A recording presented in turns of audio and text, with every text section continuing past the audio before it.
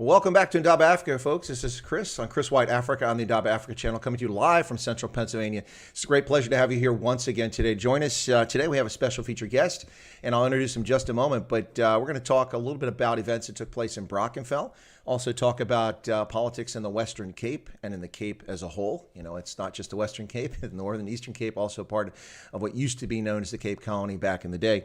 We'll talk about that as well with my guest, who is the leader of a political party located in South Africa. We're going to talk a little bit about direct elections versus direct democracy, things like that. And without any further ado, let me go ahead and welcome my guest in. My guest today is Jack Miller from the Cape Parry. Hi there, Chris. Very good to be with you. It's a pleasure, Jack. Thanks for coming on. Thanks for the quick response, too, by the way. I mean, I just asked you a short time ago, could you come on the channel? You're like, sure, absolutely. Happy to do it.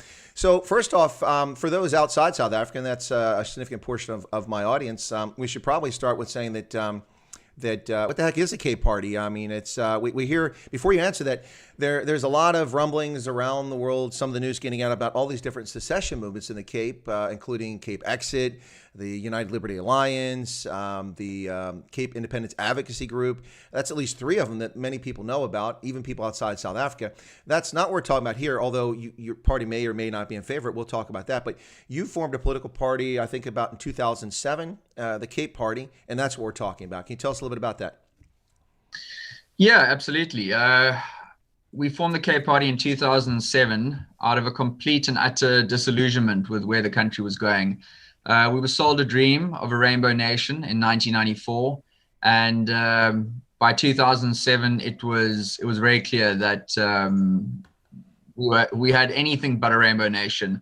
And today, you don't even hear the ANC or the EFF talking about this term. Quite the contrary, all we hear is how non-blacks don't belong, not only in South Africa, but on the African continent.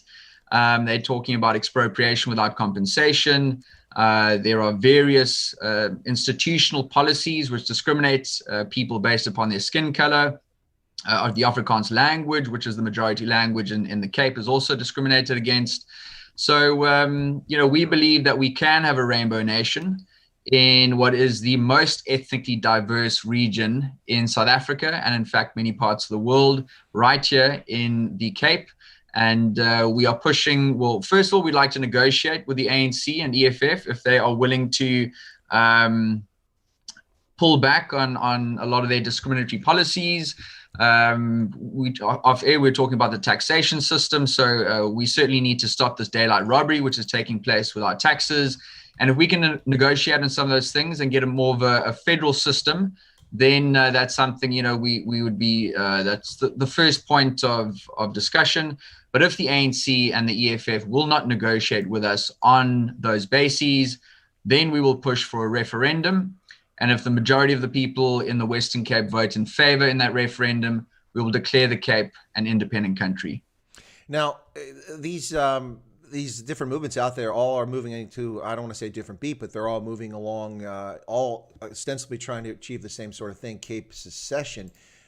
They've got different approaches. They're at different stages. I think United Liberty Alliance is the oldest. They've been around the longest. Cape Exit came out of that, if I'm not mistaken. And then you've also got the Cape Independence Advocacy Group. In fact, on the 5th of December, there'll be a march by Cape Independent Advocacy Group for Cape secession. Does your party have any affiliation with any of these groups, or do you have any cross membership, perhaps? Yeah, absolutely. I'm not sure if you said the ULA was the oldest, with ourselves included, or of the non-political groups. I think of the non-political groups. Yeah, absolutely. When we started in 2007, we were the lone voice, and we're incredibly happy to see over the last 3 years these many different other groups emerging, and yes, we do have good relationships with pretty much all of them. We have working relationships. In fact, there's an entity called the Cape Independence Forum, which we were pushing for some while, which includes all of these different groups. And we're very happy to say that, yeah, we meet on a regular basis online and discuss, events that we're involved in and things we're pushing for. So this Cape Independence March on the 5th of December is something that we will be supporting the CIAG on. and a number of the other groups that you mentioned will also be attending that march. So yes, we do work together. Obviously, as a political party, we believe, we have our belief that in order to achieve Cape independence, we need to force the South African government into a position where they legally have no other option to grant us a referendum on independence. Some of the other groups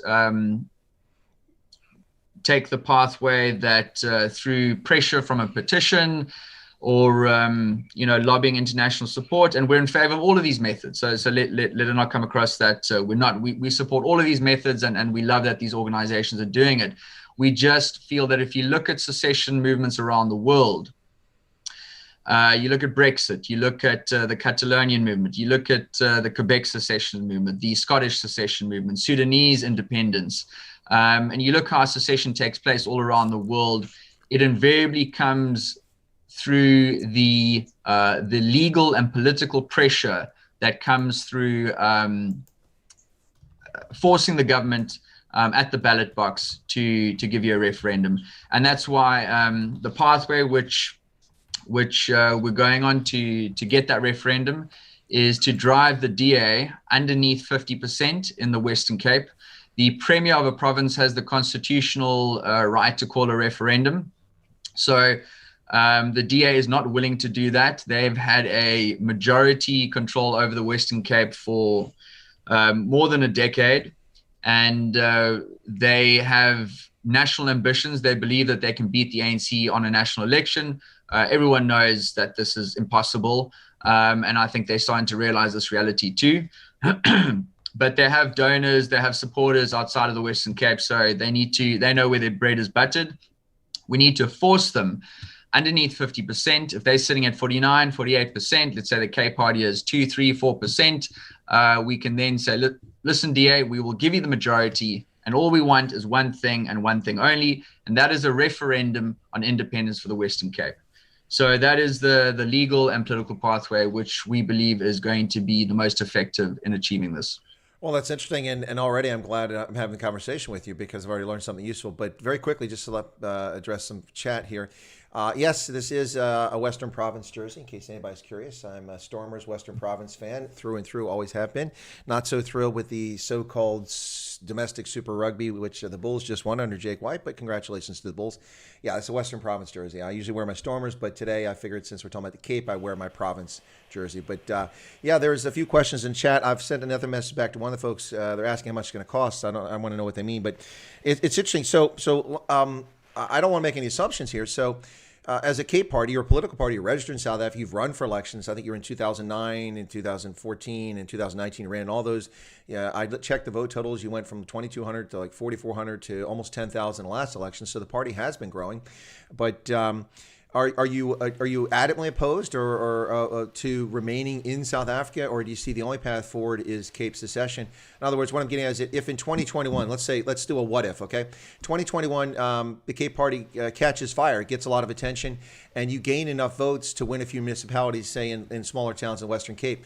Would you want to stick on the path that you're a party within South Africa, or would you still be interested in pursuing this autonomy and self-determination? No, I think the everything we stand for is intrinsic in our name. We are custom built to fight exclusively for the Cape and the Cape alone. We have no interest in contesting in other parts of the country, and in fact, we've got very good relationships with independence movements in other parts of the country. We've met with the Abu Tembu royal family. They came down to Cape Town. We had a good meeting a number of years ago. We've given them our support. So this is a part of the Eastern Cape that would like to be independent. They belong to the Khoza tribe. We've got good relationships, very good relationships with many Zulus. There's a strong secessionist movement in KwaZulu-Natal. There's something called the Ingonyama Trust, which the Zulu King Zwelithini owns and controls on behalf of the Zulu people. And the ANC government, with their typical communist socialist ideology, wants to control everything themselves and reap centralized rewards. So The Zulus are not very happy with some of the ANC policies, so there is a strong movement in KwaZulu-Natal for independence. We've also been contacted by Sothos and Lesotho who want to expand the territory. They feel that they got hard done by in 1962 and 1964 when Lesotho and Swaziland were granted independence. There are Tswanas in the north of South Africa which want to rejoin with Botswana, and as you can see from all these names, these are our cultural nation states. So KwaZulu-Natal is predominantly Zulu speaking. Botswana is predominantly Tswana speaking. Lesotho is predominantly Sotho speaking. Swaziland is predominantly Swazi speaking. So these are all cultural nation states. And the Cape for almost 400 years has had an identity that is very different to other parts of South Africa. And we want to have good neighborly relations with all of our neighbors, which is why one of the countries which we would model an independent Cape on is Switzerland. Switzerland is not a country. In fact, it's 26 independent countries called cantons. We would want to see the Cape Republic governed through a Swiss type cantonal system, basically municipalities, for those who are more familiar with the local terminology here, a municipality system where municipalities would be the most powerful voice in the community with regards to policies, taxes, belief systems, etc. So you will have areas which will be majority Afrikaans speaking, you'll have other areas that are majority English speaking, other areas that are majority Christian or Muslim, etc.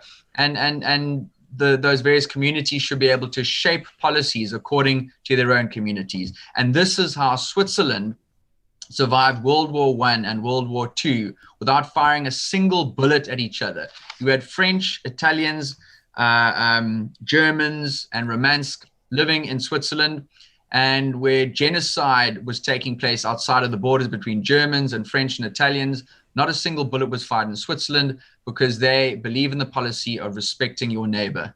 So this is something we'd like to see in an independent Cape.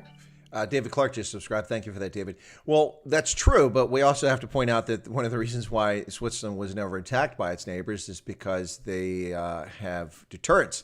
In fact, the Swiss famously shot down more German aircraft than the French did. No, I'm embellishing, but the Swiss shot down several German aircraft that violated their airspace, as well as Allied aircraft, and imprisoned their pilots and crews through the duration of the war. They armed neutrality. I've been to Switzerland hundreds of times, lived near there. They have bases built into the mountains, and they roll jet fighters out of the mountains, and it's just everyone's armed. You stay in the reserve until in the 50s. They've tried several times, the leftists in that country, to get rid of the military, and they're just a bunch of morons. Each time they put up to referendum, the public has overwhelmingly said, nope, we are keeping a military. It's one of the reasons for resistance. So yeah, what you say I believe is true, but we got to say that the deterrence definitely played a role keeping them out of the conflict too. So you mentioned all these other groups, like, for instance, I imagine like the Bafokeng up there around Rustenburg, or very close to the border of Botswana. Of course, on that side of the border where I used to live in Botswana, it's called Setswana, but it's essentially the same language, Tswana.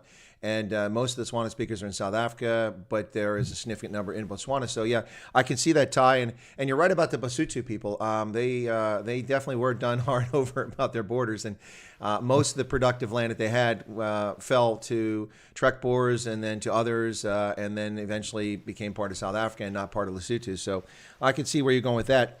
So autonomy is really what you're looking for here. Now, I did find it interesting looking up your party that you guys had talked about direct elections, direct democracy. Now, I should be clear, make sure I'm understanding it correctly. Direct democracy to me is New England-style town hall meetings where everybody goes and everybody can vote on an issue. That's direct democracy rather than representative democracy, which is what most countries have. Now, you're not talking about direct elections, or are you also interested in that?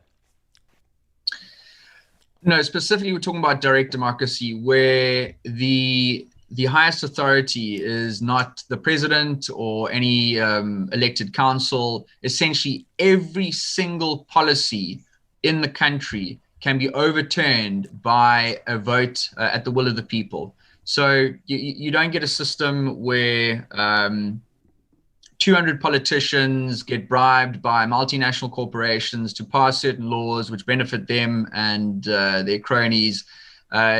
if that is to happen, then all you have is either a referendum, initiative, recall, nullification, or voluntary secession. Those are the 5 direct democracy checks and balances that keep a government accountable.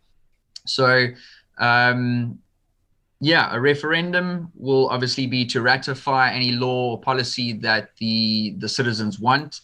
An initiative is to propose a new law that has not yet been introduced.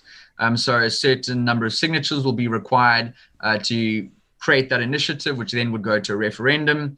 A recall is when a politician is found guilty of corruption or any charges, and then a vote takes place to remove that politician. And invariably what follows is that politician faces criminal time, which would be an absolute anomaly here in South Africa. I don't think politicians even know what that is. No.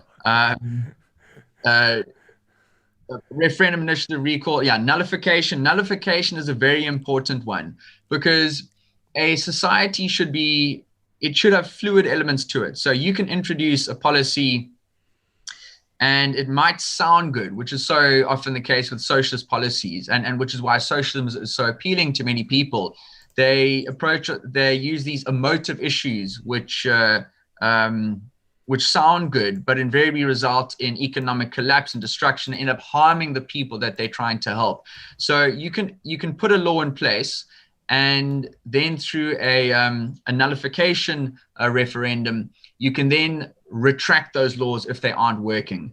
So let's say people want to increase the taxes to 20% because they think that'll help the community, and then they find out by increasing the taxes, in fact, it's choking businesses, and then unemployment increases, etc. Then people can go, okay, no, that was a bad idea. Let's reduce taxes, or let's increase the speed limit on this road. Let's reduce the speed limit there. Let's increase the driving age. Let's increase the voting age, whatever it might be. So all of these things should be flexible. And then voluntary secession is the final pillar, which basically, if for whatever reason a state gets out of control, the people themselves should be able to decide, look, thank you, but no thank you. You guys are more than welcome to live the way you want to live.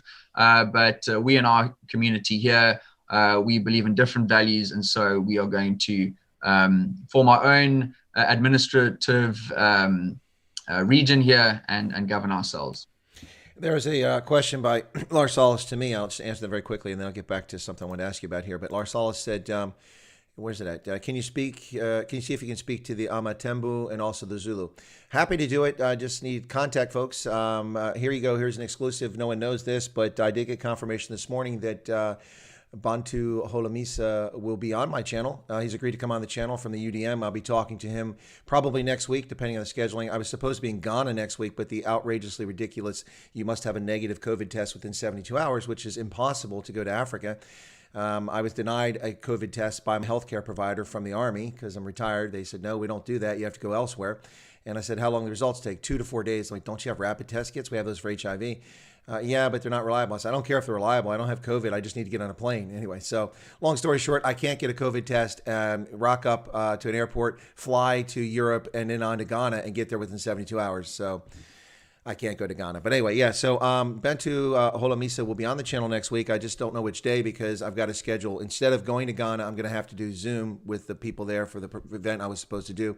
So I'll have to set the times up for that. Sorry, that's a little bit away from our discussion there, Jack, but I've been asked about getting other people from some of these different groups on there. So I just wanted to share that. So back to your party and what we're talking about here. You talked about like language, the commonality, culture. You mentioned the Tswana speakers, the Siswati, the Basotho, and others like that. And you also, those who speak Afrikaans in the Western Cape, which is the majority language. About 50% of the population is colored, and almost all of them speak Afrikaans. About 17% is white. Probably, I'd say about half those speak Afrikaans as a first language. So there you have a majority, as you said. And there are also blacks who speak it as a first language in that region. A lot of people have been running around talking about the farm murders, the plasmord, for a number of years, calling it genocide. I've never said that. I've said it's a horrific thing that needs to be addressed, and the government's ignoring it. But one thing I think is fair to make a statement is there seems to be this clear effort by the ANC at cultural genocide, particularly with the Afrikaans language. I mean, the most iconic of higher institution of higher learning, Stellenbosch, where the median was Afrikaans, that's no longer the case. They've effectively stamped it out at a school where the land was granted based on it being an institution into perpetuity, where they taught Afrikaans at that level. It seems quite odd to me that they're on this rage because they alienate 7 to 9 million coloreds instantly because most of them speak Afrikaans the first language, plus 2.8 million white South Africans. Am I missing something, Jack, or am I off the mark here? You and me both. I don't know what we're missing. It's insane. It's that, well, you said it. It's cultural genocide. They're trying to destroy. And it's not just the Cape culture, and this is why there are secession movements in the Eastern Cape and KwaZulu-Natal. All cultures. This is what this communist ideology does: is it breaks down your identity. They want to turn everyone into a grey mass, mm-hmm. and people aren't standing for it. So yeah, Afrikaans in Stellenbosch and the whole of the Cape is under severe attack. One of the proudest days for the Zulu people is Shaka Zulu Day, which has now been relegated to Braai Day, and the government's doing everything that they can to destroy the identity, not just of the Cape, but various different other groups. We're obviously in the most serious crossfire. It suits their agenda very well to blame Afrikaans, to blame white people, to blame non-black people, and the non-black population in the Cape is almost 70%, as you pointed out earlier. The ANC and the EFF and all other African nationalist parties have struggled for the last 26 years to get anywhere above 35%. They have no foothold here. Mm-hmm. So for the foreseeable future, these African nationalist organizations will never win an election in the Western Cape. So as a result of that, we're targeted politically, we're targeted economically, and we're targeted culturally. No, it seems to be without a doubt. And then you're correct. It's not simply relegated to Afrikaans. That's where the push has been for 15 years. But you see it now in other instances too, also with the Zulu and other places. But I mean, this is right out of the playbook. This is the rules for radicals. This is what the communists and socialists do. I mean, they bifurcate people, divide you, even amongst people who have the same religion, the same ethnicities. They'll find ways to divide you. Look what they did in the Ukraine, calling poor peasant farmers kulaks. As you know, kulak, of course, is a wealthy farmer. So if you had a chicken and a goat, you were a kulak, which meant you went to the gulag and never came back. It's horrific. But I mean, that's what they do. That's what they do. And so it shouldn't surprise people that this is the agenda of the ANC. Yeah. And on that note, for those listeners who might not be familiar with South Africa's history, let's just look at the name. South Africa is not the name of a country. It's a geographic location. 100%. It's a geographical location. We're on the African continent, down in the bottom. And it was the British Empire which forced us in 1910 into the Union of South Africa. You can just see the British Empire sitting there. Okay, look, they've got gold in the Vaal region. They've got diamonds in Kimberley. We want to consolidate our powers down there and unify them under one governing administrative body. Let's call them the Union of South Africa, and union is the key word. And this is where Brexit has come in. It's a breaking away from the European Union, the United Kingdom, Scotland wanting to break away from England.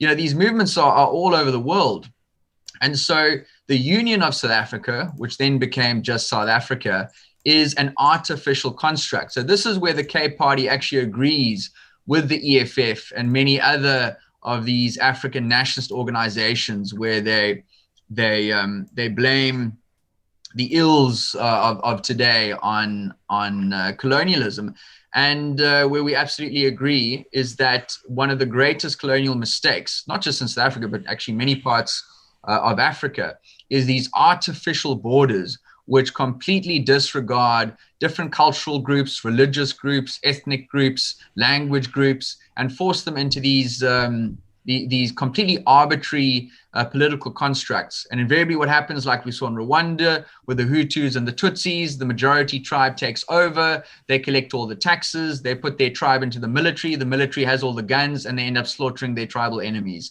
on mass proportions. And this is something we've seen throughout the African continent, and it's an absolute shame. So we agree with those African nationalist groups. Colonialism needs to come to an end in South Africa, and we need to do away with this British Empire construct, which forced us into this union, and return independence to the various regions and provinces of South Africa. Well, that certainly makes a lot of sense. And yeah, the thing that gets lost on people is the Union of South Africa Act from 1910, an act of British Parliament, which created the country of South Africa, which didn't really become an actual independent country until 1960, 61, something like that. But anyway, yeah, no, that Union of South Africa Act still lingers with us today. In fact, it was the basis at the CODESA, the Convention for Democratic South Africa, to resolve land disputes, talking about no disputes would be valid before 1910.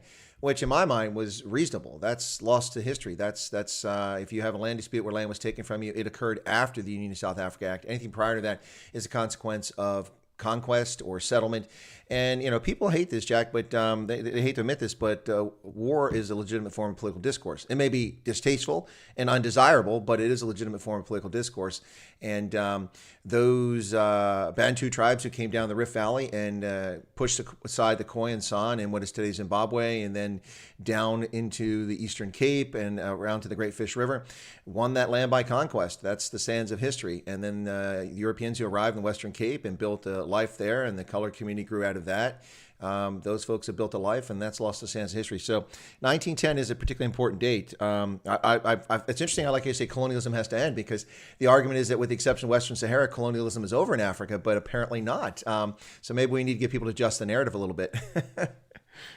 Absolutely right. Yeah. And I mean, the government is so selective in its view of history. One of the greatest, in fact, the greatest loss of Black life in this part of Southern Africa was at the hands of, as you spoke about, one of the greatest military leaders, and that was Shaka Zulu. Shaka Zulu in the Mfukane, depending on historical accounts, the number of Black lives that were lost there was anywhere from 1 to 2 million. Yep. I mean, these numbers are absolutely huge. Those Zulus demolished their enemies. And obviously it's a big sore point in South Africa's history for the other tribes who got annihilated by the Zulus.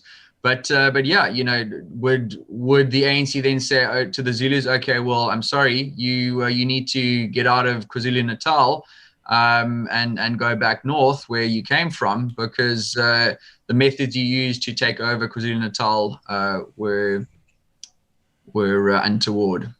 No, if we're talking about the Mfukane, it's absolutely catastrophic in terms of the reshaping of everything in Southern Africa, and South Africa in particular, but not just there, because it carried across the Swaziland, southern Mozambique, and of course into what became Zimbabwe, because Mzila Kazi raided the Basotho, the Griquas, and of course the Swana peoples, and they had enough of it. They were hot fun.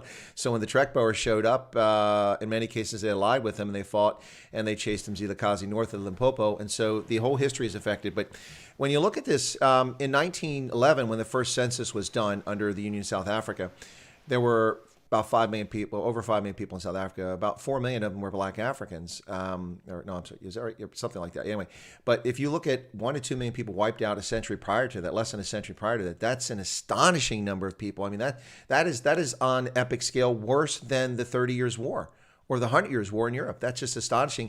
The cultural, the human impact of what happened in Mfukane, which seems to be completely forgotten in the history narrative of South Africa today. Yeah, absolutely. And it's worse than that even. You spoke about the development of the Cape culture, the majority population in the Cape, which is Cape colored, and the Afrikaans language, which is a confluence of different cultures, different languages. It's a beautiful expression of what the Cape is. And the reason we have a majority colored population in the Cape is because when the Dutch arrived in 1652, there were only males on the boats. And then as a trade route and a slave route, the Dutch married the slaves and the local inhabitants, and this became the seed of what is today the Cape colored population, which is now the over 50% of the Cape. So, and the Afrikaans language, which is spoken by whites and coloreds in the Cape, is a representation of this. So it's very different. And another thing that's very interesting, if you look at the map of South Africa and you look at the different rivers, you'll see that the Khoisan names for a number of these rivers exist in all the Cape areas. But if you move out of the Cape, you see that they've got the Nguni and Bantu names. And one of the Khoisan word for Khoza was dangerous man. The Khoisan were terrified of the Khozas because they were absolutely wiping these people out. And now, because it's politically convenient for the ANC to say, oh, no, Khoisan and colored people are black people, even though they get discriminated just as much as whites and Indians and Asians, in this current ANC regime, to fit their agenda to take over the Cape. These people that historically were being murdered and driven out of the northern parts of South Africa by the Nguni and the Bantu tribes, the Khoisan were terrified of those tribes because they were being slaughtered by them. So the Cape has always been a far more racially harmonious part of Southern Africa, if you look at it compared to the other parts of South Africa. And you can see this in our majority population here. We've been living together peacefully for many, many years. We speak a common language, and the colored population is a beautiful representation of that harmoniousness. Folks, you're listening to Chris White Africa on the Adaba Africa channel. Today, my special featured guest is Jack Miller, who is the leader of the Cape Party. That's a political party registered in South Africa that stands for elections. And Jack, let me just recap a few things here that we've discussed, and then we'll kind of shift a little bit and talk about recent events in Brackenfell, if you don't mind. But let's see. So you have a political party, came up with this concept around 2007, became registered. You stood in the 2009 elections, had a small showing, but you had a showing. And then again, 2014, 2019, and your party is focused on autonomy for the Cape, and also ultimately looking towards secession to make that a reality, a possibility as well. You talked about one path you see to this is that for the DA to lose its outright majority in the Western Cape and need a coalition partner, and you would be a willing coalition partner provided they would call for a referendum to have Cape secession, which seems to be very important to your party. So I think I've captured that in a nutshell about what's going on. Do you all have a plan in motion now? I asked this. It's not a setup. I'm just going to let you know. I've been highly critical of all opposition parties. Now, I've never called your party out in particular, but I have called out the DA, the Freedom Front Plus, and also not so much UDM, but IFP, the Dakota Freedom Party, because I've told people that the moment that the lockdown was eased, back in June or July, I forget now, the months are just blending together, and people weren't locked in their homes anymore. Of course, in townships, they never were. After they murdered Collins Kosa and 11 other black South Africans, they pulled back out of the townships and just let the virus run rampant. But everyone else in the country was locked down. After they eased the restrictions, I said, now is the time. Not 90 days before the municipal elections in 2021. Now is the time. Your party, not you, Jack, but your party, anyone in the party, your party must be out in the townships now. It must be in the Cape Flats. It must be out in Alexandria. It must be in the countryside, telling people your message, recruiting, putting banners up, meeting people, building a party's base, and showing the feckless ANC how they kept 11 million tobacco users, many of whom are addicted to nicotine, from having access to legitimate, safe cigarettes, paying 10 times the price for dodgy criminal enterprises, if they could even get them. How they banned 23 million South Africans who like their drink, who can't drink any alcohol, whether it's Castle Lago or Cape Wines or Chibuku, whatever it is that people like. How they banned the sale of open-toed shoes, because we all know, Jack, that the big toe is the primary vector for COVID-19. Watch out for the big toe. Woo! And of course, the Minister of No Trade there, Ibrahim Patel, the genius that he is, banned e-commerce because, of course, we don't want people congregating. And what's the best way to still have commerce and still keep the economy going? Well, we'll ban e-commerce, even though no one ever goes into a store for e-commerce.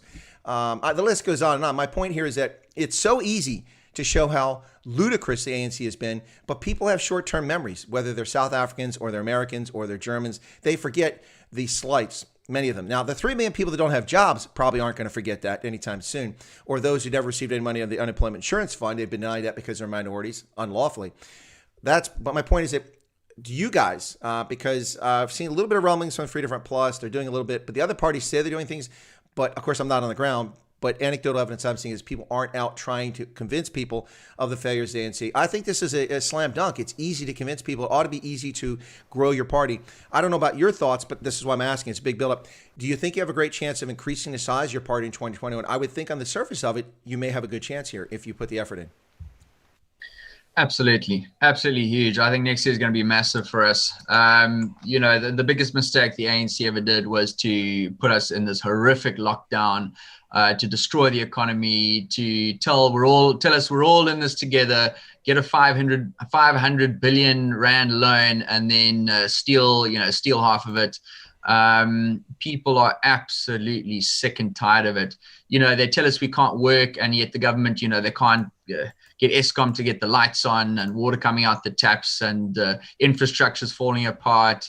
The education system's a mess. We've got economic junk status. It's just endless. So the irony is the ANC destroying the country, the EFF rolling up into Brackenfell, calling innocent school kids racist when there was absolutely nothing racist about what happened in Brackenfell.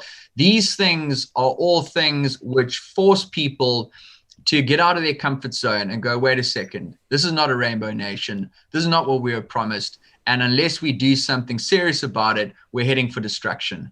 And the Cape Party, we would not have formed if the DA and the ANC and all other political parties out there were doing their job. We saw an absolutely gaping vacuum in politics where just the politicians and these political parties were simply there to get their bread buttered, to get their pensions at the end of their tenure. And none of them seem to be taking the problems in this country seriously. And I think now, after 13 years ago, people thought we were crazy calling for Cape independence.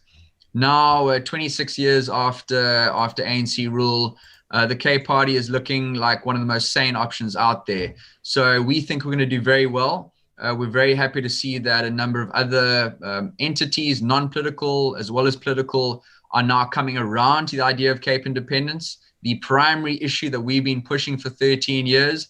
So, we're feeling very good about next year. I think it's going to be a stormer for us, and the beginning of shifting the tide against this tyranny and destruction, and beginning the first real big steps towards Cape independence. Well, it's interesting you should say that, because a little bit ago, a message from Adrian Conrad, he said, "Hey, Jack, when are we handing out Cape independence pamphlets at traffic lights again? People used to laugh at us. Now independence is a reality," says Adrian.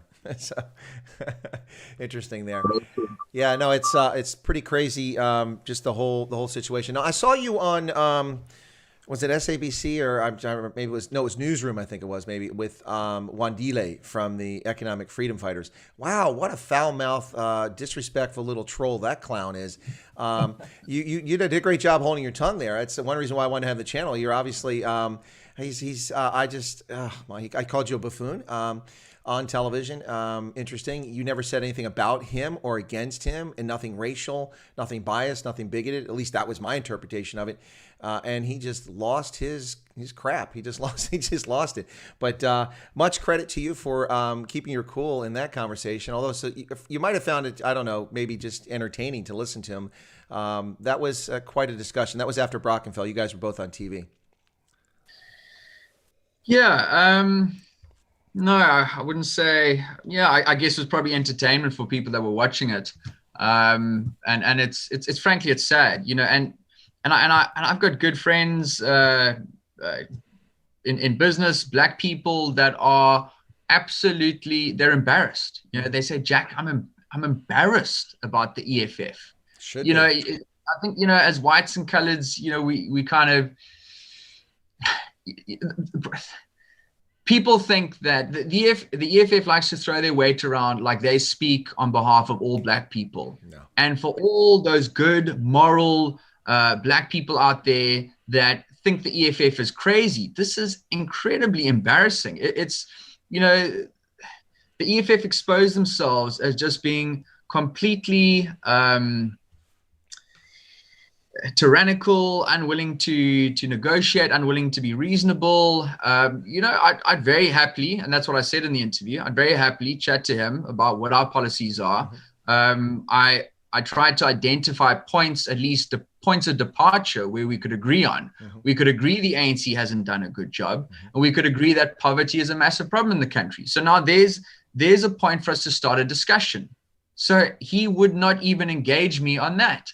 So, I think, and that's the big problem, because I think that we have policies which would largely eradicate poverty in South Africa.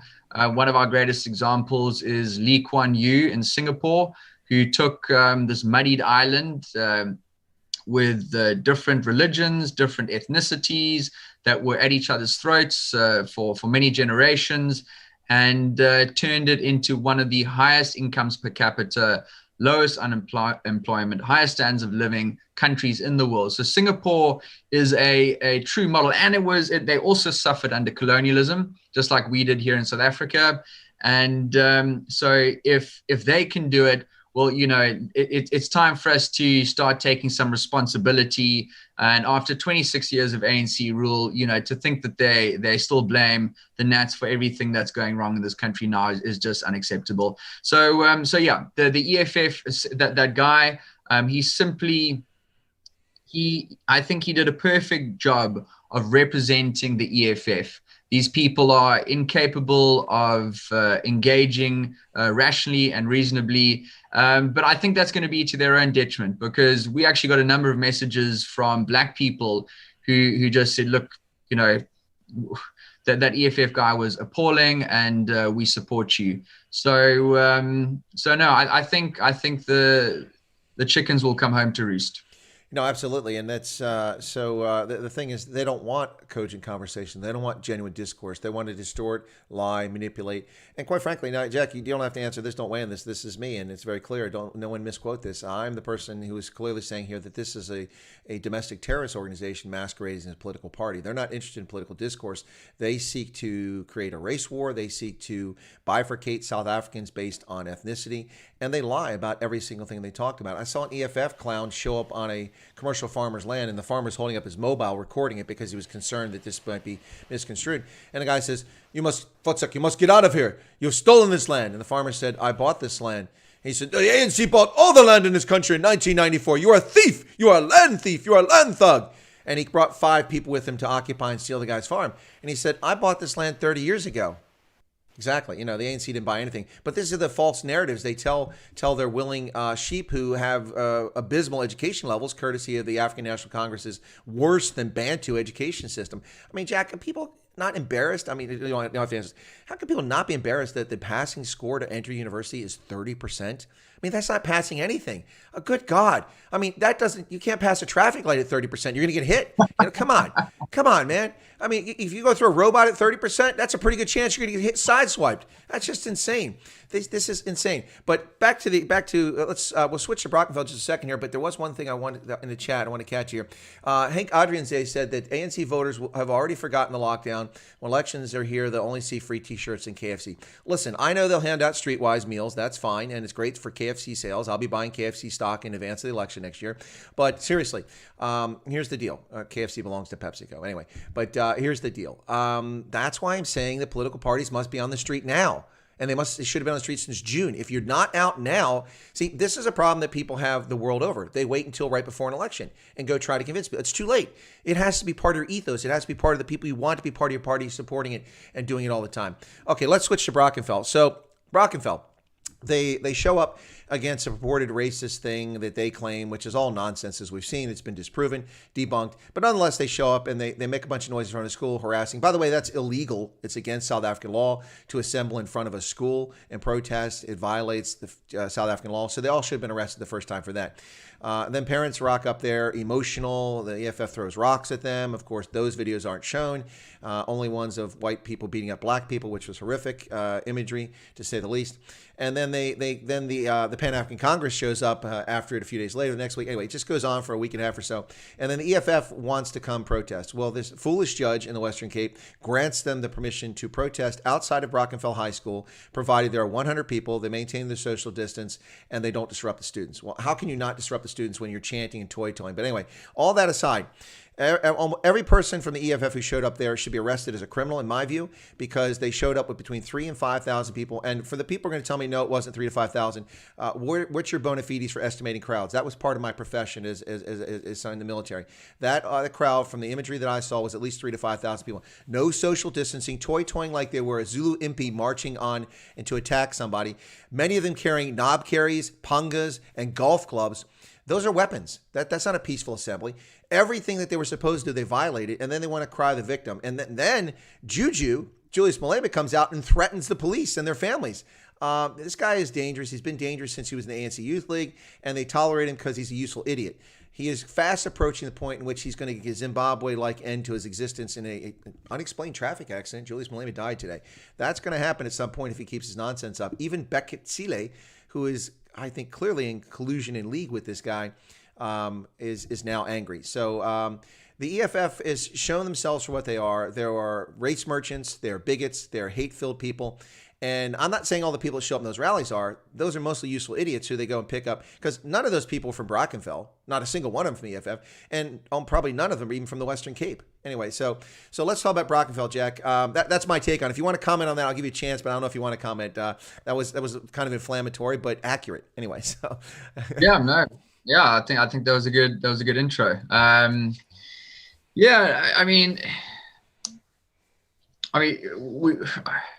We've gone over this in detail over the last sort of 2 weeks, but for those who maybe aren't familiar with it, invitations were sent out to every single student in the matric class of all skin colors, black, white colored, and the parents who organized it, they had obviously costs to cover the event. It was a private thing. First of all, so it's private, so it's got nothing to do with the school itself. It's not an official school event. Invitations were sent to all students of all skin colors. To cover the costs of it, the parents had to charge a 500 Rand entrance fee, and only those students that either wanted to go or were willing to pay the 500 Rand ended up going. I believe the parents put together some sort of event to try and do fundraising for kids who couldn't even make it. So, I mean, when you actually go through the facts, it is so ridiculous. These parents bent over backwards. So, for the EFF to come through and try to make a racial issue out of this, I think once again, it's almost perfectly opportune to just expose them for the absolutely intrinsic racist people that these people are. So, we wanted to stand in solidarity with the students, with the parents, and with the residents of Brackenfell, because there was a lot of media that was going out saying, oh, no, these people are racist. And I mean, everything we saw, the facts on the ground were like, this is absolutely rubbish. Mm-hmm. And we never saw any other political party standing up for them. And we want to let people know that, listen, the Cape Party is going to stand up for communities like you in an independent Cape and getting to an independent Cape. So, it's so many communities are just so comfortable with just accepting the status quo, allowing the ANC to do what they want, allowing the EFF to do what they want.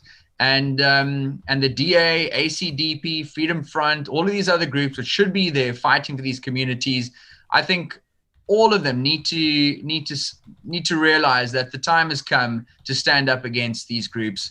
And which is why we said, we're hoping the DA gets underneath 50%. Is the DA our sworn enemy? Well, we're very disappointed with what they've done over their tenure. We're disappointed with all of the political parties that have had an opportunity to push for Cape independence or fight the ANC government on getting a better division of revenue for our taxes, fighting against these racially discriminatory policies here in the Cape. We think they all could have done a better job, which is why we formed the Cape Party. But I'm hoping that at this point, it's obvious to all of these groups, which do not belong to the African nationalists, the DA, the ACDP, the Freedom Front, etc., that these groups will come around to realize that what we've been pushing for the last decade of Cape independence really is the only solution. And we need to get the DA underneath 50%. So if we can get the DA to 40% and the Cape Party has 5 or 6% and the Freedom Front is 5 or 6% and the ACDP, etc., that we would all come together and say, look, enough is enough. The people of the Cape want this. The polling that we've done has shown that it's very popular. And I think as we move forward, it's only going to get more and more popular. And we need to give the people of the Western Cape a referendum on Cape independence. And standing up for the students and the parents of Brackenfell is just that first step of building that Cape unity so that we can forge forward and build the country that we've always wanted. Well, I that's a great comment, but not to break the stream, but I'm going to have to throw a yellow card, not on you, Jack, but on CR in the chat. CR says, Jack is so hot. So there's a yellow card right there. Sorry. There's your first warning, CR. No, I'm just kidding. But it's a challenge, is it not? I mean, you have I did a presentation as part of the Great Decisions lecture series, which is something the Ivy League schools start here in the States. U.S. Army War College is a participant in that. They bring in lecturers to talk about topics. A panel selects the topics each year. 2 years ago in 2018, the topic was South Africa's fragile democracy. And they asked me to speak about it. I was the director of African Studies at War College, so it was a natural choice, but also I know a lot about South Africa, so it was apropos. So I gave this presentation, and I told people, I said, well, a lot of people are concerned about South Africa. I have my concerns, but the one thing is that traditionally, over the past few decades, it's had strong institutions, and these institutions oftentimes have been the bulwark against state expansion or state misconduct and that sort of thing. I said, but we seem to be losing that, so I'm concerned, but I haven't lost hope yet. Well, that was 2 years ago. And I wasn't caught up in Ramaphosa. I never bought that. He's not a successful businessman. You give me $390 million, 26 years later, trust me, it'll be more than $450 million. It'll be $1 billion in 26 years.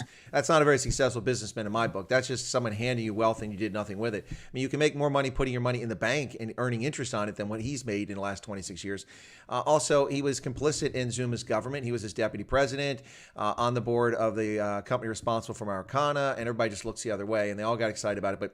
But I wasn't blinded by Ramaphosa. I said he has a chance. If he's legitimate and he's serious, he has a chance to turn South Africa around, but it's getting to the end of the game. We're running out of time here. It's almost the 78th minute, using a rugby reference there, but 78th minute here. We're running out of time, and there isn't going to be extra time in this one. So here we are, 2 years later, and everything I projected is pretty much coming true. It's really, really sad. But the build up for that, Jack, is I want to say that you have all these institutions now that are captured.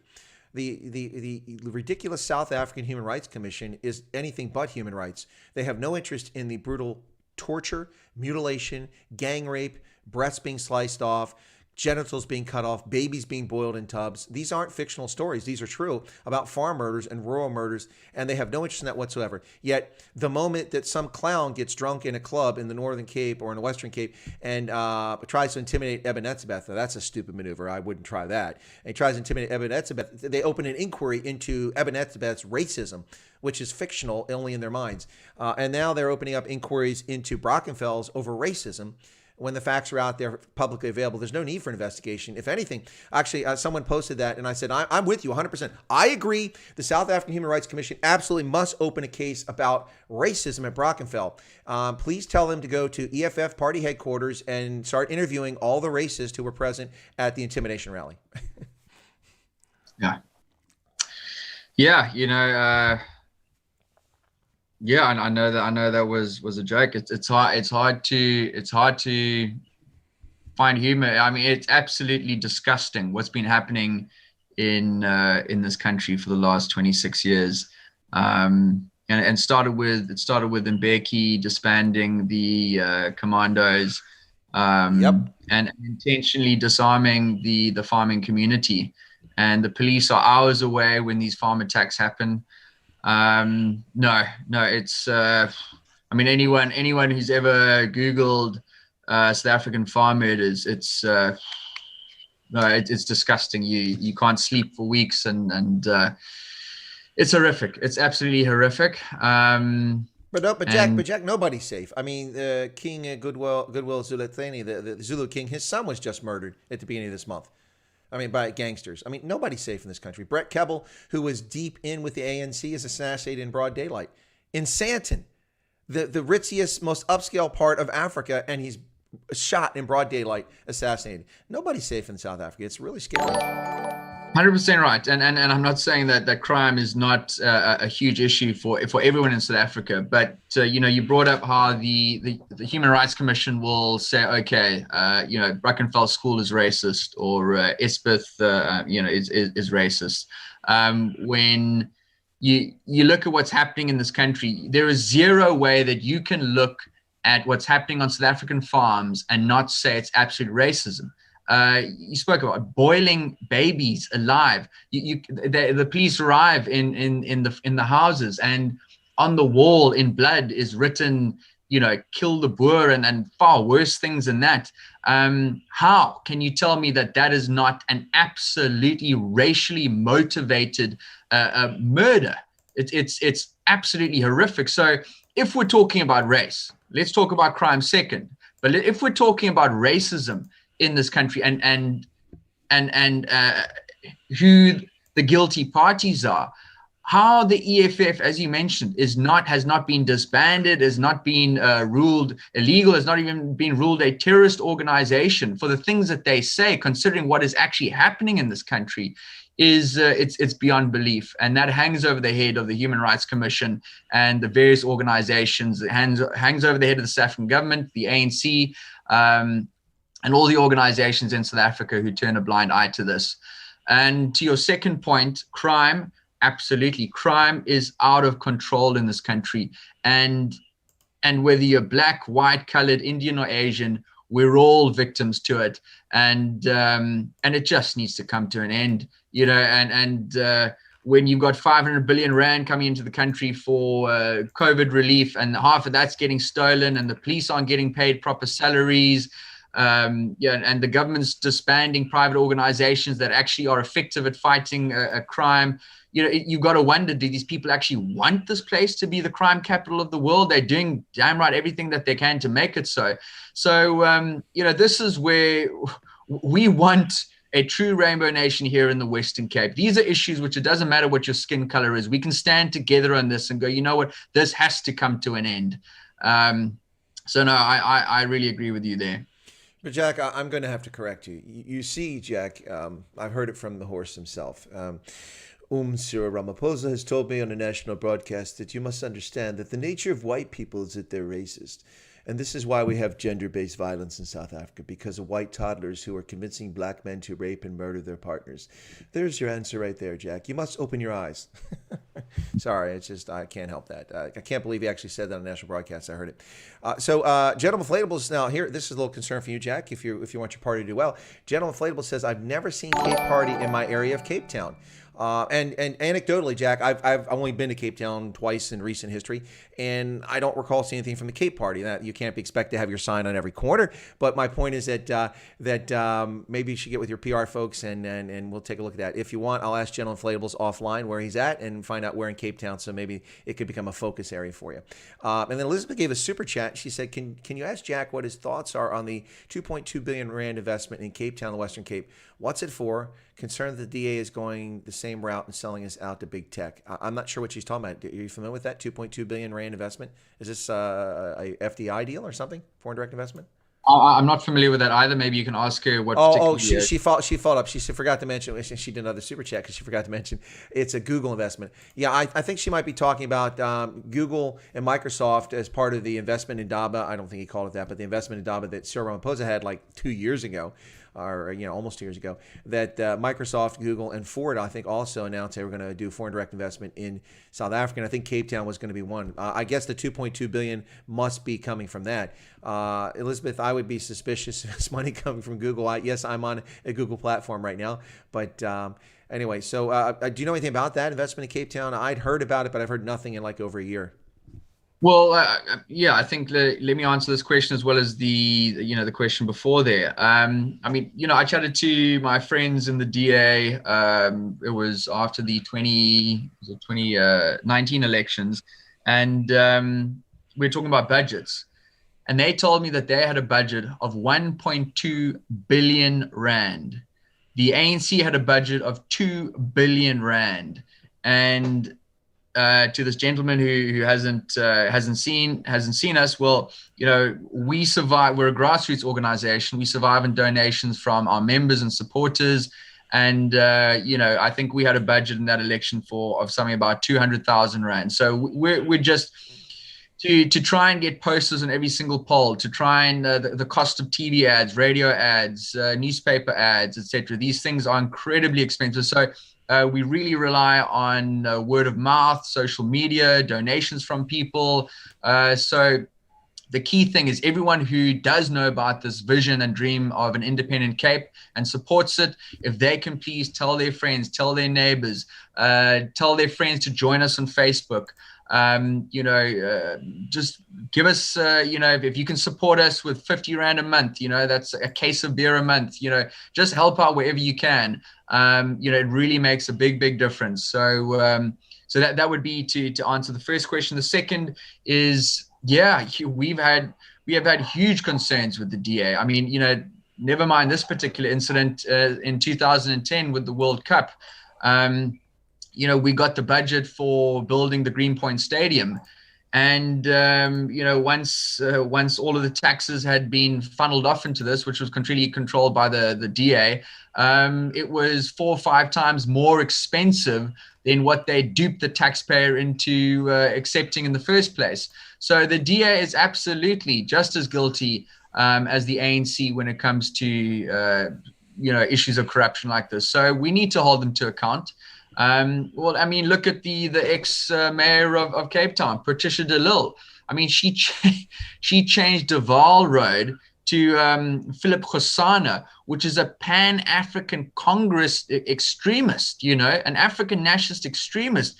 So here's the DA mayor changing our road name. And why De Waal? There was nothing wrong with De Waal. He wasn't, any apartheid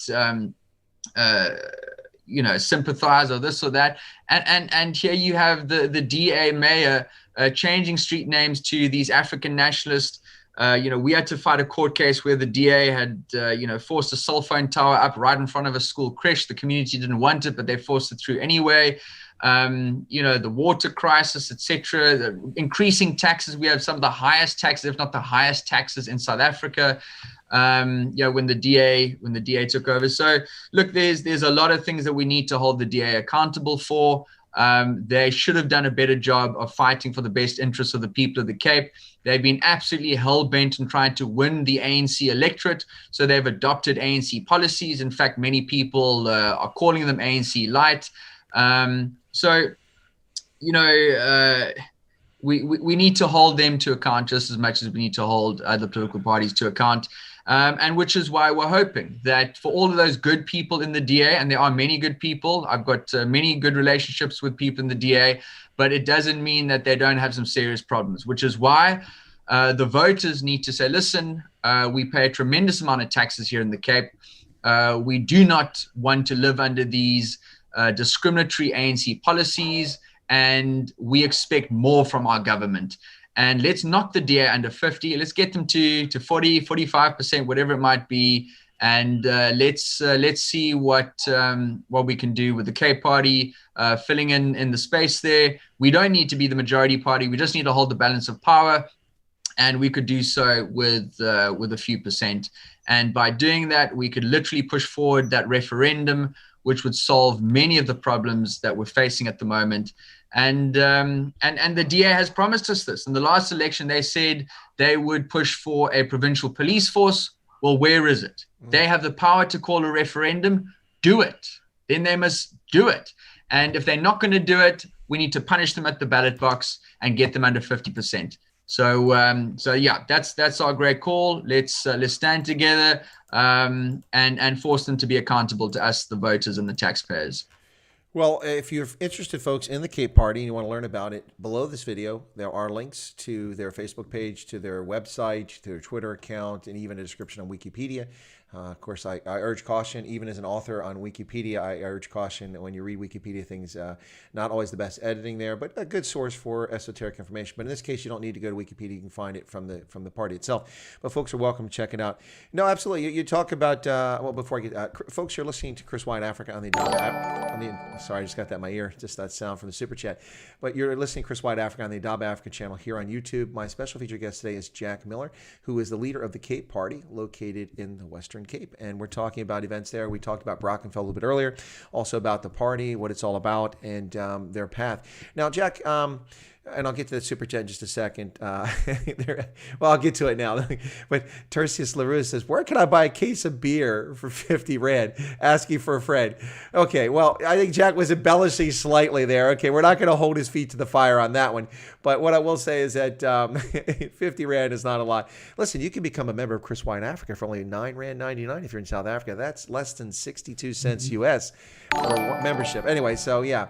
Anyway, that's Jack was making a point there. It's okay. It's a little more than 50 Rand for a case, but we'll leave it at that. Jack, I got another Super Chat here. I'll get to it shortly, but the role you're looking at playing is kind of like the Free Democrats, the FDP in Germany. And the FDP in Germany traditionally has long been a party that never really polled, I'm not saying you'll never get there, but they never polled above 8% of the electorate. They're usually between 5 and 8 or 9%.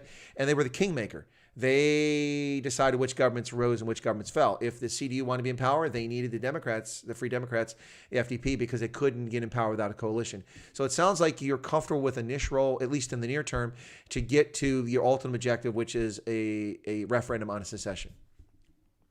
Yes, we aren't professional politicians. I mean, I've been doing this for 13 years, so it kind of feels like it, but we really are just normal people that we're taxpayers, we're business people, we're concerned citizens. And essentially, you could say that the Cape Party is a bunch of concerned citizens who got together, formed a political organization because we were so disillusioned with where the country was going. I have no intention, I have no desire to be the president of the Cape Republic. In fact, we don't believe there should be a president. In fact, if you look at how Switzerland runs, there is no president. They've got a presidential council of 7, and that rotates on an annual basis. And no one should care who the president is. The Presidential Council should be accountable to the voters who, as we mentioned earlier, will decide how the country is run through referendums, initiatives, recall, nullification, and voluntary secession. So we need to move away from these failed centralized political systems. And the Cape Party is a tactical vehicle to achieve that. And frankly, having been in politics for the last 13 years, I remember when our deputy leader, Adrian Kay, and myself, we went to our first radio debate. We were much younger back then, and we saw we were up against the DA and the ANC. This was in 2008. And we were petrified. We were absolutely petrified. Here, these two young kids in their early 20s, going up against these heavyweights in the DA and the ANC. And the radio went live and the questions started coming in and the debate opened up. And here we were, Adrian and I, we absolutely wiped the floor with these people. These people are incompetent. They are useless. You think that because they're in government that they have some special capabilities. These people are pathetic. And if you want this country well run, it's actually civic organizations that are far more effective at running things than these politicians. So the Cape Party, look at us like a grassroots vehicle of business people, concerned citizens, charitable organizations who just want to fix this mess. And all we need is to hold the balance of power.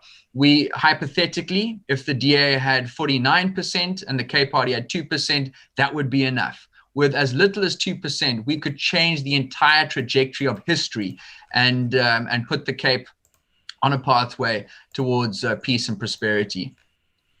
Let me hit a couple of real quick there, Jack. A couple comments that are coming in. First off, I think it's probably good that you came on today, not just so that I got to learn something more about the Cape Party and we got a chance to talk about it, but I saw here that Mr. Mala 5 says, never knew about Cape Parry before now, and it looks promising.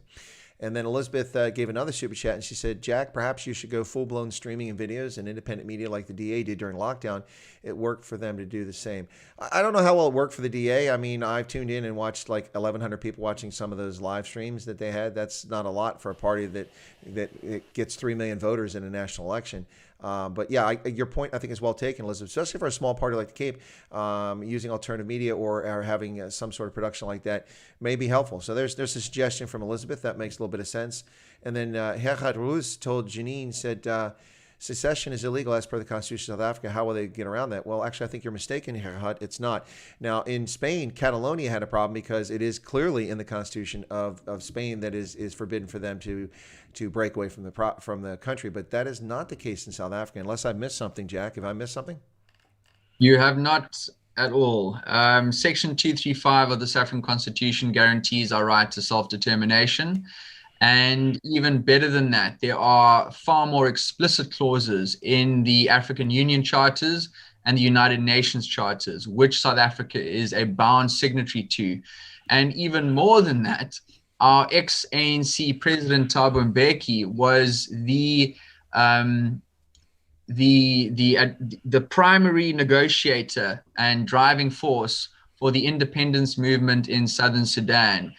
He oversaw that entire process, and you have many quotes from him showing his support and favor for self-determination and all the legal principles which secure it. So no, it's absolutely legal. And then more so, we had an issue. We mentioned the Abutembu tribe earlier.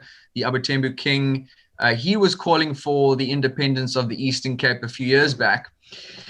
And you had your usual ANC bullhorns there sort of saying that, oh no, this is illegal, this is treason.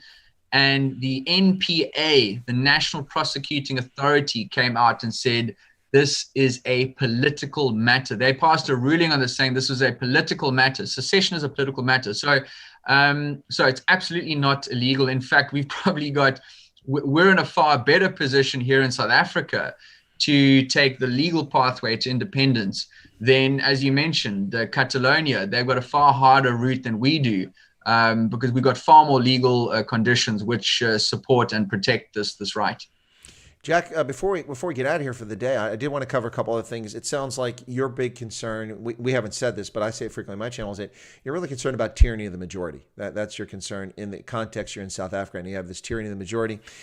We haven't really talked about expropriation on compensation, but South Africa, of course, is a signatory to the Universal Declaration of Human Rights, which guarantees property rights.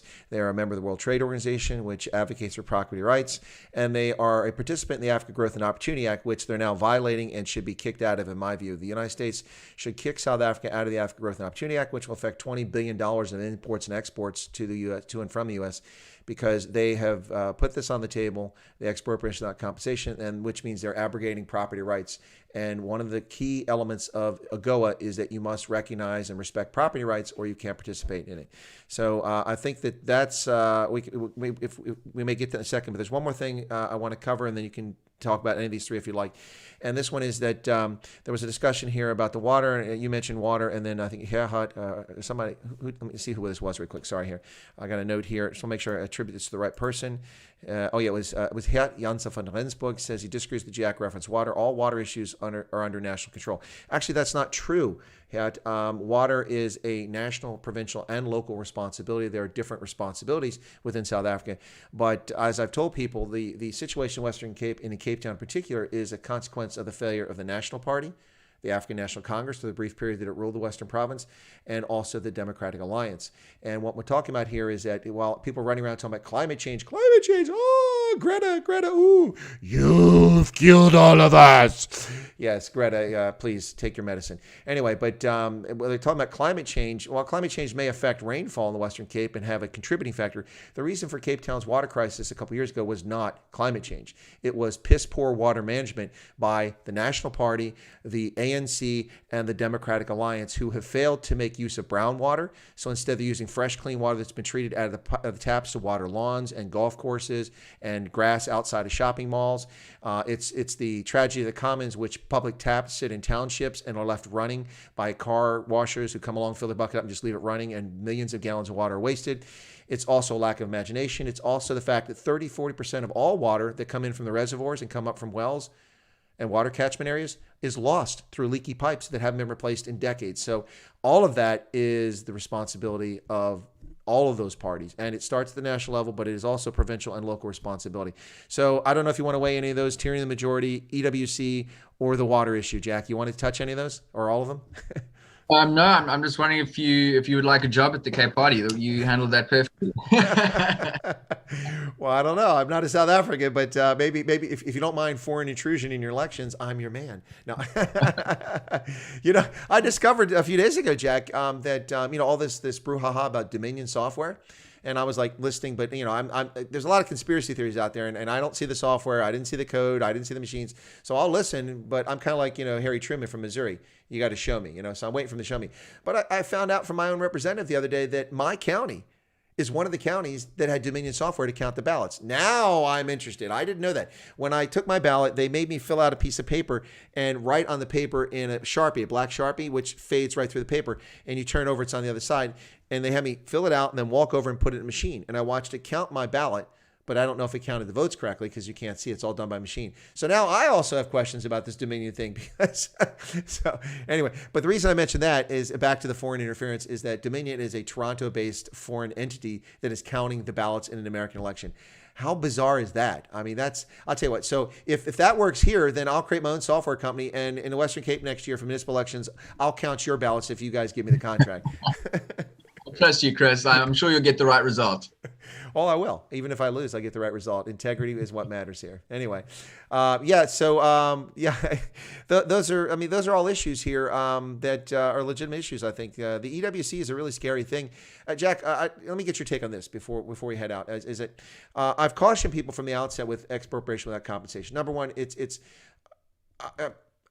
very real that it may actually happen, but I still am a little bit reticent to believe the ANC is actually going to go through with it, making it the law of the land or enforcing it in the fashion that they've claimed. Because every year it came up in the parliament for the past 20 years. And every year, without fail, the ANC, which had the majority in parliament, voted it down. One of their members or one of the minority parties would bring it up and they'd vote it down until they started losing voters to the EFF. When they started losing voters to the EFF, they saw a threat and they decided to take a populist position. And suddenly in 2017, they're all in favor of expropriation without compensation. And the problem with this is that, I tell people, is that I don't think they're the least bit genuine. This is virtue signaling. And if they do it, they'll do it because they're just trying to pilfer money. Because people are focused overwhelmingly laser focused on expropriation without compensation about farmland and about land. And sure, that's part of it, but that's not the real reason behind it if they're going to do it for real. They're doing it for real because they want to use it as a political weapon. Just look at this situation. Let's say I own a business and I live in Kraaifontein, which, by the way, apparently the EFF is going to go there this weekend, but I live in Kraaifontein and I have a business there and I've been speaking out against the ruling party of the day, which, let's say in 10 years, it's the ANC. All they have to do is say to me, listen, if you don't shut up, stop talking on YouTube or quit going on to Twitter and saying bad things about our government, your pension fund is not secure. By the way, did you check your savings account balance today? Where's my money? Well, it's been expropriated. Yeah, but you can't do that. Sure we can. It's legal. Apartheid is legal. So is expropriation without compensation. It will be used as a weapon to silence political critics, is my argument, and to settle scores. And that's my big concern. And I think a lot of people are missing the argument. Yes, let's be concerned about farmland being expropriated from lawful owners with title and deed, but you also need to be worried about this in a more draconian Orwellian sense, that this will be a political weapon to silence opposition. What do you think of that? It's a very good point. Absolutely, very good point. I don't think that we have a single supporter in the Cape Party that agrees with expropriation without compensation. It really is an issue that is dominated by the EFF and the ANC, and I think that it's not necessarily the same black people that are embarrassed by what the EFF is doing are also appalled at the idea that expropriation without compensation is even being considered in this country. all these people of all skin colors who've worked so hard to build up businesses in this country, who pay their taxes, who have bought properties, who want their property values to maintain their value or even go up, we hope, want to raise their kids in a stable country. It doesn't matter what your skin color is. This is so dangerous. And you really hit the nail on the head there. It's a perfect analysis of it. It's far more than just property. This is a political weapon to silence any of your detractors. And it has been used in Africa before. Just look at Zimbabwe. This is incredibly dangerous. And if they go ahead and push through these policies, then South Africa is going to unravel very, very quickly. Yeah, and just to be clear on that, because I've been a long outspoken critic of the thugocracy or kleptocracy known as ZANU-PF in Zimbabwe, going back to before 2000, but particularly when they started expropriating farms. The lies that were told by Robert Gabriel Mugabe and the thugs in ZANU-PF about white racists in Zimbabwe are just horrific and bear repeating to expose them for the frauds that they are. They claim that the whites came and took the land from them. Okay, well, yeah, there were British settlers who went up in 1890 and then the settler columns, and they did take land. But a fair portion of what was gazetted, sorry, that's a tough one. The Brits say it differently, gazetted or gazetted, as commercial farmland was land that was reclaimed or was made productive after the Second World War by immigrants, primarily from the UK and also from South Africa, who came there and purchased the land. Now, we can make the argument that land was taken from black Zimbabweans. That's a fair argument, and you can talk about redress for that. That's fair. But here's the reality. From the Lancaster House Agreement in 1979, there was a deal between the Brits and the Zimbabweans that between Joshua Nkomo and Mugabe, that what would happen is that the British would provide money so that the government could purchase farmland on a willing buyer, willing seller basis. And that farmland would be distributed to black Zimbabweans and war veterans. But here's the problem. From 1980 to 1993, roughly, the British government gave Zimbabwe 63 million pounds, which today doesn't sound like a lot of money, but it was a lot of money back then. And they did use the money to buy farms, but they gave them to Constantine Chiwengo, Solomon Mujuru, Robert Gabriel Mugabe. You see where this is going. Cape Parry. All these people got these farms, and they just were white elephants, which they lived on, or they rented out as a weekend holiday home, and they had other people farm it for them. So virtually no poor Zimbabweans ever got any land under that money. So finally, the Brits said, enough of this. We're not paying you clowns anymore because you have not lived up to the agreement. So here's the most important piece of this, Jack. From 1980 until 2000, first under Prime Minister Mugabe from 1980 to 1987, when they changed the Constitution, then he became president until he was finally forced out of office in 2017. From 1980 to 2000, 42% of all land that was considered commercial farmland by the government itself changed hands at least one time. Some of it was sold 2, 3, 4, 5 times. That's just the nature of farmland. So if the government of Zimbabwe cared about black Zimbabweans, they could have owned as much as 42% of the commercial farmland legitimately within 20 years. Within 20 years, half the land could have been transferred to black Zimbabweans, but they don't care. Just as the ANC, which has failed to fund the department this year, they're giving billions to a failed, in bankruptcy, business rescue, South African Airways, a white elephant ego, thing for the government. They've given them billions in Eskom. Don't even talk about how much money they're getting. Yet they give $35 million US total for the acquisition of land by the department responsible for that. I can't even buy a wine estate in the Western Cape for that. But the money that was spent on the arms deal, I could have bought 11,639 farms in the Western Cape for average prices. 11,000 farms in the Western Cape alone, if they had taken the $7.1 billion for the arms deal and used it for that. Anyway, that was a long diatribe. Sorry about that, Jack. Didn't mean to go on so long. But but the point is that this is not legitimate. This expropriation is nonsense. It's a means to steal and to intimidate and shut down your political opponents. That's the bottom line. South Africa has a means existing. They have expropriation with compensation. It's just like we have manifest destiny, or not. We have eminent domain here in the U.S. The state can take property if it's a legitimate public purpose, and it's the only way to do it. But they can't take your savings because they have to replace it with an equitable thing because they have to compensate. So if they take R1 million out of your bank account, they got to give you R1 million. They're not going to do that. They can take your farm. They've got to compensate you, but the farm serves a different purpose. Anyway, it's just a really scary thing, and it's totalitarian. George Orwell couldn't have written a novel that was this scary. Animal Farm, 1984, those are just amateur efforts compared to what the ANC has done to South Africa. The job offer still stands, Chris. Come join us. No, absolutely right. You've hit the nail on the head.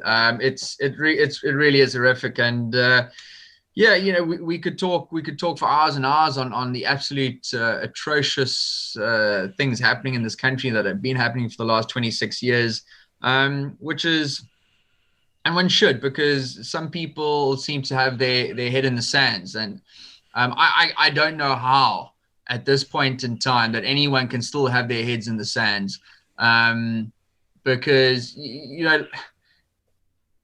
once we've spoken about all this stuff and you come to terms with the reality that we're going one way, let's start to then focus on the positive and go, you know what, how about we get off the sinking ship? How about we build a beautiful, bright, prosperous country?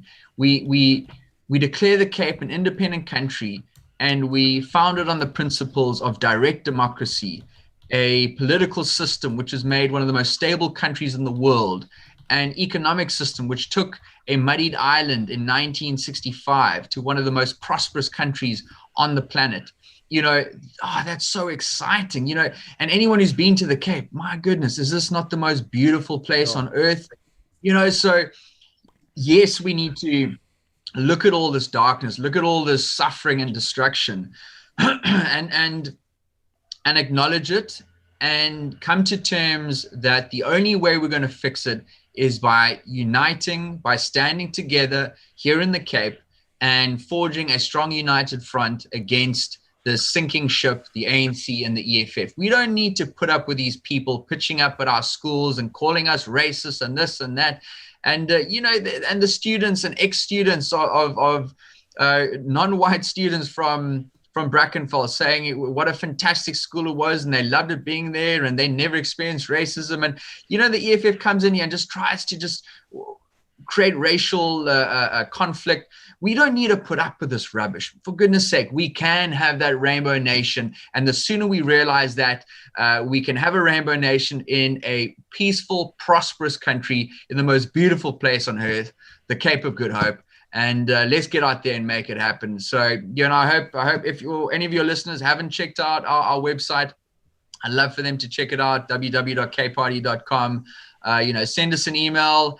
We're actually having a march on the 5th of December. Anyone who'd like to join us on that, that'll be fantastic. Next year is going to be huge for us.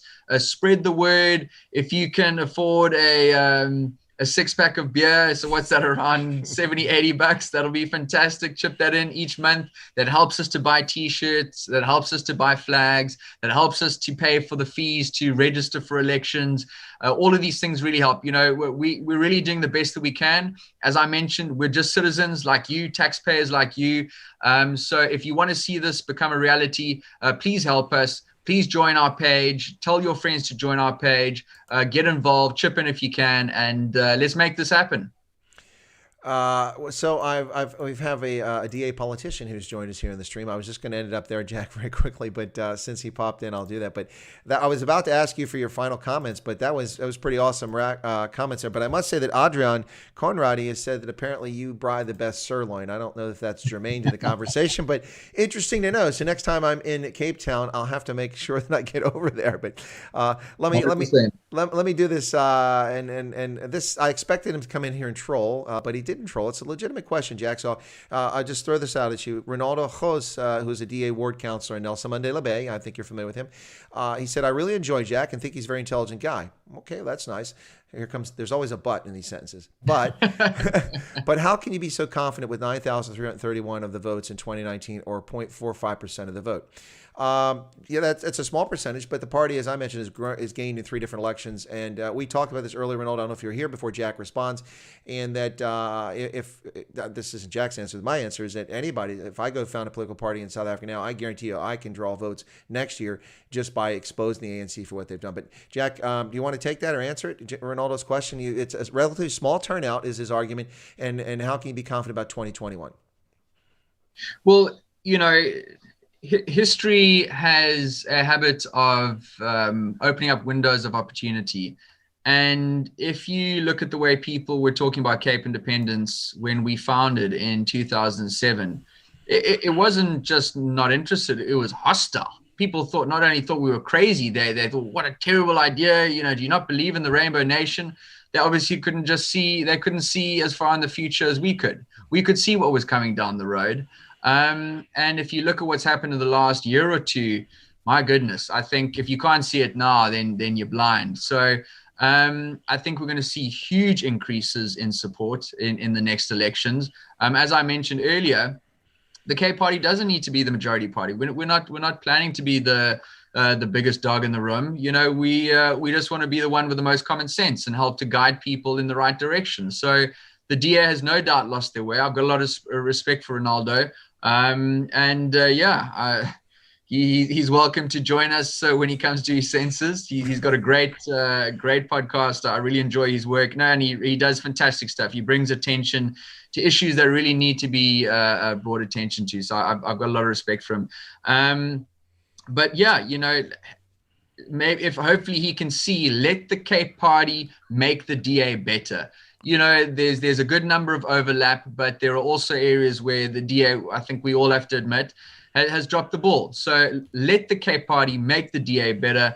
And, you know, we're hoping to make the DA accountable, get them underneath 50%. They're still going to be the largest party, you know, 45%, 47%, whatever it might be.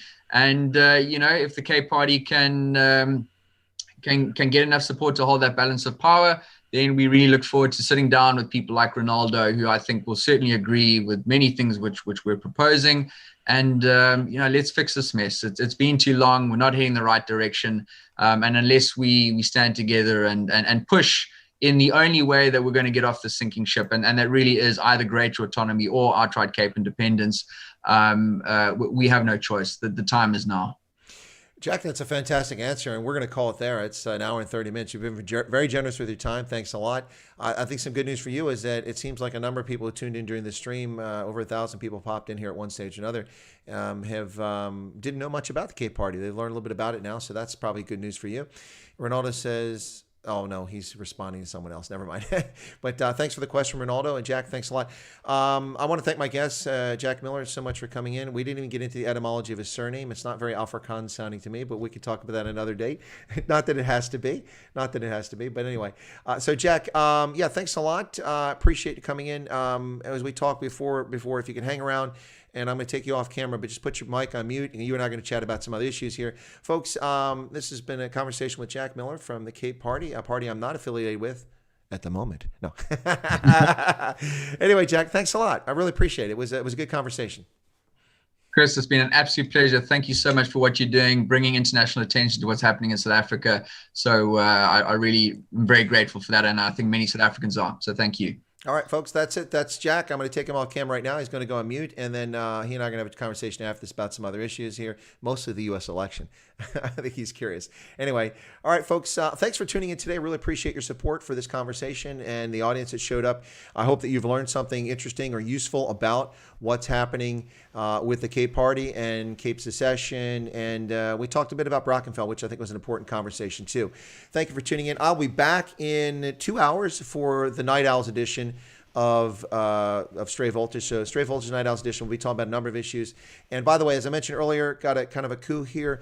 Bantu Holomisa will be my guest on the channel probably next week. I'm excited, looking forward to that, from the UDM, from the trans guy, former Major General and leader from that area, who famously broke with the African National Congress over his testimony at the Truth and Reconciliation Commission.